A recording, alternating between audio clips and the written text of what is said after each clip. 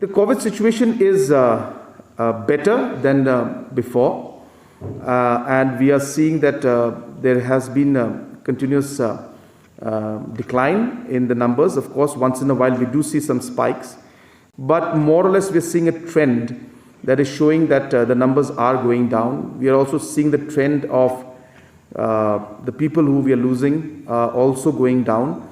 But yet, it is not a situation where we can completely be relaxed and take things for granted. So obviously we have to be very, very careful. We have to be alert. We have to follow the protocols, and definitely we have to go for vaccination. So all these things will have to be done. But yes, to some extent we are seeing that things are slightly better than what they were a few months back. So let us see and let us watch. But I would urge everybody, especially those who are not vaccinated, that we have seen a number of proofs that vaccination does help, and therefore it is advisable that all our citizens must get vaccinated at the earliest. Plus second dose, approximately 13 to 14 lakhs people have, 13 to 14 lakh doses have been given.